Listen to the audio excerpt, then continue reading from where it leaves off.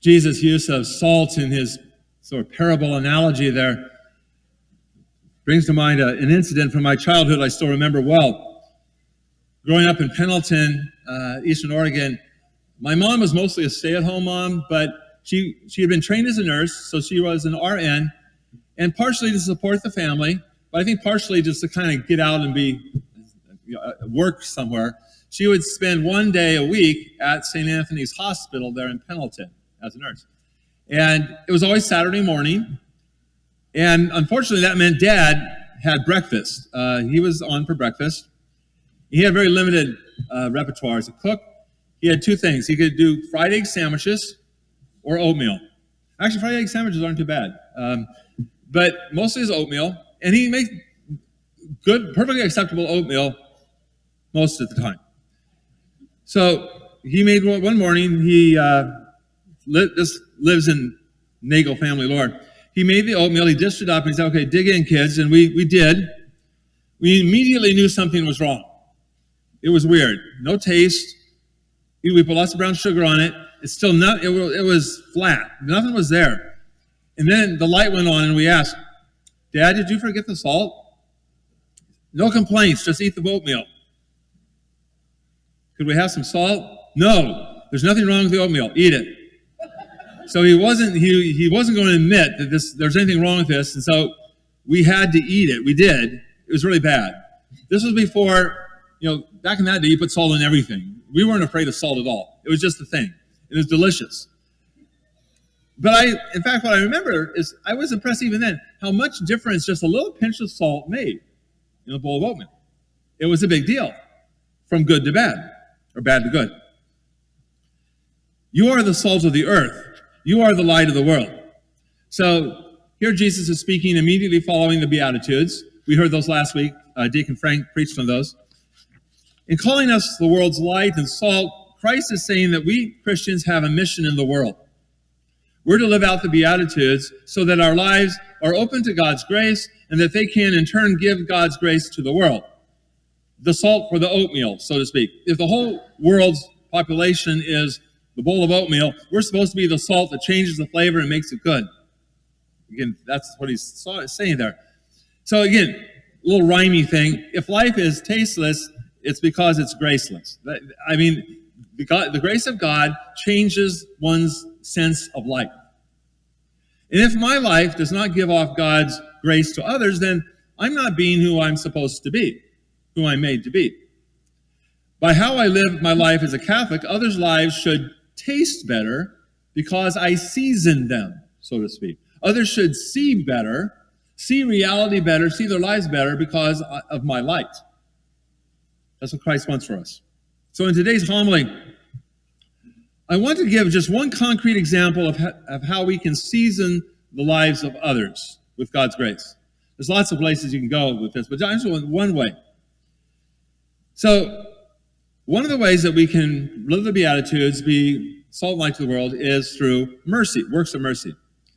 So classically, the Catholic Church has set out the corporal works of mercy and the spiritual works of mercy, sort of the physical stuff and the spiritual. So the corporal works of mercy, some of you have read this and know that. Feeding the hungry, sheltering the homeless, clothing the naked, visiting the sick and the imprisoned, burying the dead. So again, things we do to others, for others. That's a lot of that just Catholic social outreach ministry. We may not think, well, we're doing corporal works of mercy, but that's what we're doing. And then there's the spiritual works of mercy. Instructing the ignorant, admonishing the sinner, consoling the doubtful, comforting the sorrowful, bearing wrongs patiently, praying for the living and the dead. I'm going to put another one in there in just a sec. What all these works of mercy have in common is that they're all ways for love to encounter and respond to suffering, for charity to respond to human suffering. And we all suffer. That's something I have no doubt about. All of us in this church today, we suffer in different ways. It's part of the human condition. It can be physical suffering. It can be emotional. It can be, again, spiritual, mental, all sorts of ways. But I think one of the deepest ways we suffer is from a loneliness, sort of an existential loneliness sometimes, but sometimes just a very plain, I have nobody around. Nobody cares about me. That can be a very heavy burden of suffering for people. We all hunger for that charity and human contact. We're not created to be alone. We're created to be members of the body of Christ, brothers and sisters of the Lord, sons and daughters of the God Almighty. We're supposed to be family. We're supposed to be this body. We were meant to share that beauty of God within us with other human beings. We were made to be known. We want to be known. So how does this happen? So what's a concrete action item here? One of the things that really struck me, this is years ago, I read a book called Consoling the Heart of Jesus by Father Michael Gately. Great little Lenten retreat if you want to do it. So Consoling the Heart of Jesus had one of the things I took away from that, and it stayed with me since, is what he calls questions of mercy. He said you should ask other people questions of mercy. If you want to console the heart of Jesus, so this isn't just about the other people, but it's also about me and my relationship with Christ. If you want to console his heart, then do this. Ask others questions of mercy, especially those who are, again, experiencing the long loneliness of human life, which is all of us. And here's where I'd say this practice, we should integrate it into the spiritual works of mercy. Listening to the lonely. You know, it's spiritual work of mercy. So the way we show mercy to others, to those suffering from this common human loneliness, I think, is to allow them to share the mystery of God working within himself or herself. This is consoling to them. If I can show that I am, and that God is here, and that I matter, that is something that can help us. The question of mercy is simply any question that we ask another person that allows and invites that person to reveal that mystery and show who he or she is before God. A simple question at the right time indicating that I care what's happening in this person's life and inviting them to share the mystery of that human life with me. In some little way, it could be big or small, but it reminds me of something that I've experienced the last few months. So I lost my mom back in September. So in the months since, one of the things that struck me, I kind of learned this. One of the things I miss most about her is the way in which she took an interest in my life in a way others didn't, or at least less so. We had this, in the last couple of years, we had this tradition that we would, not tradition, but I guess a practice. We would call one another, somebody would take the initiative, but at 5 o'clock, most of the time I called her. I would call her and we would spend 5 or 10 minutes, not a lot, and we just say, what did we do this day? What did you do? And again, she would actually take an interest in what I was doing. She was, again, just by your tone of voice, she said, oh, a staff meeting. What happened in the staff meeting? Man, seriously, she was serious about that. She found it interesting. Now, that's a mom. But, oh, you lead such an interesting life. And so it was just, again, I had a couple of appointments, and I went into the chancery, and then I went this, and then I had meetings, and then I did a Zoom call. Oh, fascinating. It wasn't, but it was nice to have somebody listen. And I found out that, actually I kind of like this. And one of the things I miss is that. She would ask me questions of mercy. The question of mercy can be as simple as asking someone, hey, how are you doing? Or how's your day going? Or it could be about a problem we already know that haunts a person. Any news from the doctor yet? But the merciful question, it could be an opening, it could be like a standalone question, it could be part of a larger conversation. But this is the key. What defines the question of mercy is that it always includes a tone of voice and body language that says, I have time to listen to what you're going to say. This is not pro forma. This is not just being polite. This is not just a greeting. I'm actually asking you. I'm looking in your face and I'm looking at you and asking you the question. With such a way, I'm sending off the nonverbal vibes that, hey, I'll listen. So again, I think of any question. Question of mercy is any question that kind of knocks at the door of a person's heart, hoping that they're going to open it up. They may or may not, but I'm here. Do you want to talk? So let's ask ourselves, do I even ask, if that's the definition of a question of mercy, Do I ask even one question of mercy of anybody each day? Can I say, or not? The person may or may not open the door. There could be a flood of words and emotions. That sometimes happens. Sometimes it's ignored. The whole question is ignored. Nobody answers. And that's perfectly fine.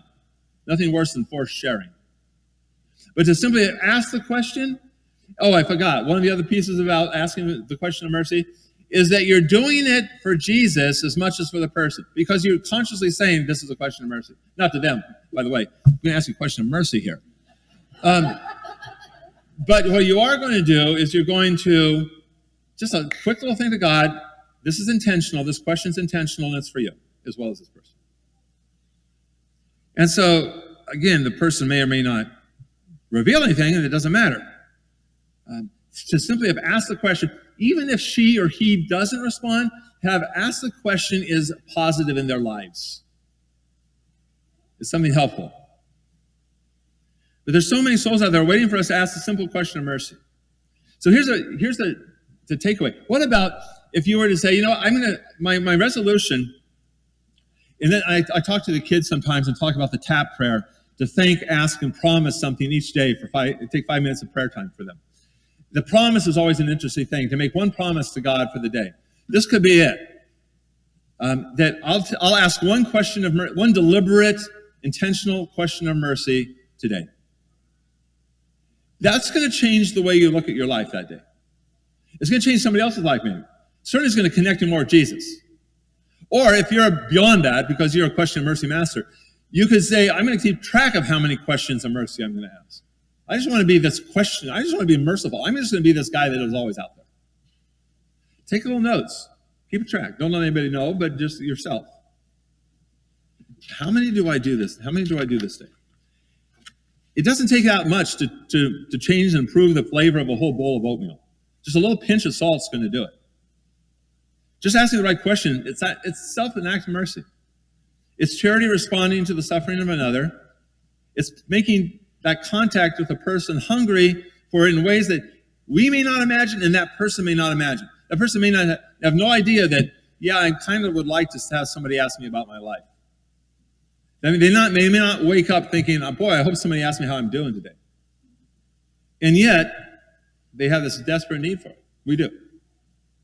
It's going to change the flavor of their lives and ours, push back a little bit of the darkness of human loneliness. It's salt and it's light for the world.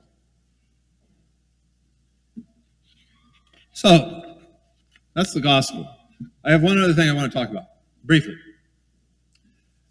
I'm going to be starting on the first Sunday of Lent, so February 26th, a men's group, a men's spiritual support group. So what we're going to do, we're going to meet at the church at 8 p.m. So it seems a little late, but that's when it's going to be. 8 o'clock is when I can do it, and I think it's when some of you can do it. Maybe not everybody, but it's probably doable. So at 8 o'clock, we're going to meet at the church. Church will be open. We'll have 15 minutes exposition. We'll pray before the Blessed Sacrament, just quiet prayer. There'll be I've already ordered some copies of a book I think works as a little spiritual spark or catalyst for people. So if 15 minutes of silence in front of the Blessed Sacrament seems a little intimidating, there's going to be a spiritual book that you can just dip into during that time. And then we're going to go down to the classroom in the school, and we'll spend 45 minutes just talking about sharing about a book we're reading. And so it's kind of like a book club, but it'll be what the book will be. I have three ideas of what it might be. I'm going to let you vote on that first night. So come first time because you get a chance to vote on it. And so it's me and Colin Lewis, who's one of the middle school teachers at our school. We're going to be coordinating and running this thing together. And I've chosen Sunday night from 8 to 9 because I think fathers with young kids might find that a doable time. But it's not just for fathers with young kids. It's any guy from 19, you have to be out of high school. So 19, say, on up. Again, it starts the week off right. You might think, well, that's late, but it's the beginning of a week. And we're starting with Lent. So this could be something, your resolution could be, I'm going to do this for Lent. Rather than giving up chocolate, my penance is going to be spending an hour with Father Nagel for 6 weeks and and I'm just going to give it that. It's going to keep on going. It's not going to stop, but just get a six-week trial. Because I think Catholic men need just some contact with each other. Some time to pray, and then some time to read a book that's going to be maybe stimulating, hopefully spiritually, but share their thoughts with other guys. So, again, February 26th at 8 o'clock, just come to the church. You don't have to sign up for anything beforehand. Just show up.